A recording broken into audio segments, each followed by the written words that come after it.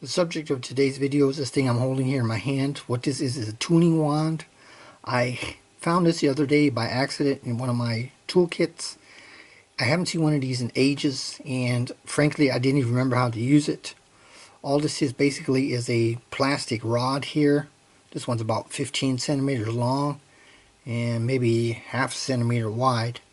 One end is brass and the other end is like it seems to have, it's like an iron core. I think what this here is iron powder glued together and compressed. If you have an old coil or transformer with an iron core, you could probably use that and make one, and then get a piece of brass, or probably copper would work for the other end.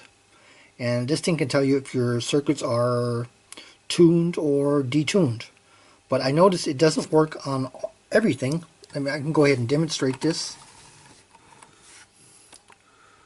For example, now it works on these slugs here, the ones that have an iron core, but they're just here covered with plastic here. But it doesn't work on these metallic ones here. There's nothing happens. Let me go ahead and demonstrate what I meant by the circuit being tuned. Now this here is going to be my test subject here, what I'm using here, and I'm in the shortwave mode, and I'm feeding in a 6 megahertz signal, and I've got the radio tuned to 6 megahertz. And I just want to show what I managed to figure out here by trial and error, how to basically use this thing. What you do basically is I'm just going to go ahead and insert the brass end, and if this thing is properly tuned now, the noise should get, let me turn this up a little bit more. The noise should get quieter. And same thing if I use the other end, the iron end. If I put this in here, the noise should get quieter too. That's telling me this circuit is properly tuned. Let me get this in here correctly. There it goes. Now I'm going to remove it. We'll try the other end.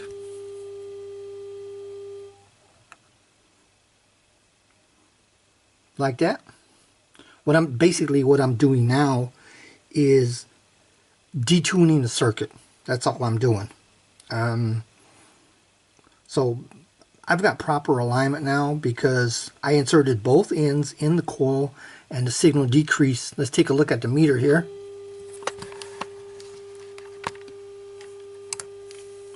So let me go ahead and insert this again. Now this needle here should go down, and when I insert one end, it doesn't matter whether it's the brass or the iron. We'll try one end first. It's going down. And the other end, that tells me, okay, my circuit is properly tuned. Now I'm going to go ahead and detune it now before I start, and we'll see what happens next. Now this is the circuit when it's properly tuned. I made a real primitive drawing. Here you can see this frequency going over to the right increases the frequency, and going up here increases the voltage. And once the circuit is properly tuned, the voltage here is at maximum. The maximum amount of signal is actually coming through at that point.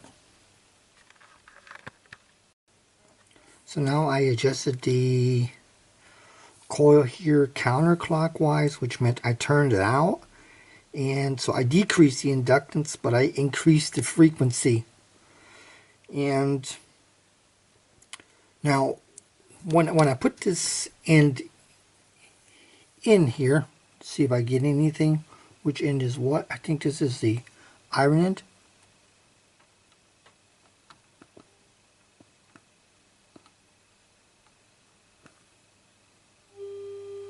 Okay, we can hear something right there. That means I have to, basically I don't think I'm in here correctly. Basically that means I have to increase the inductance because it's too low. And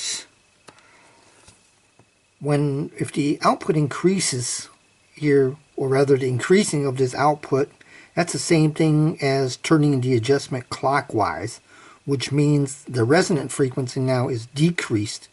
So, but at the moment the frequency is too high, so I'm going to go ahead and decrease it by turning this inward.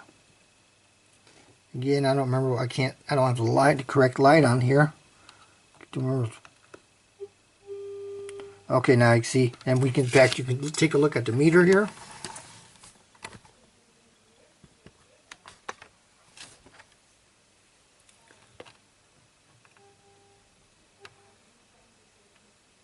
I'm now inserting. And you can see the needle went up. That means, because what I'm using is using the iron tip here, and when I push that in there, I'm increasing the inductance is what I'm doing by doing this. So we know this circuit now is detuned basically, otherwise it wouldn't go up. So let me go ahead and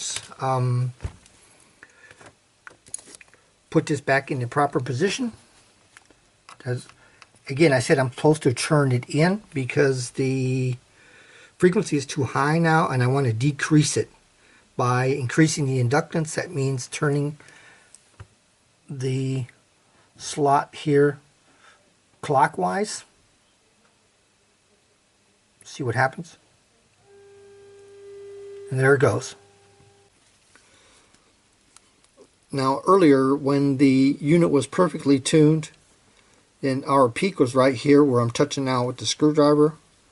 But now we passed that peaking frequency because I had turned the coil out, which means I increased the frequency. And increasing the frequency here, we look at my super primitive drawing.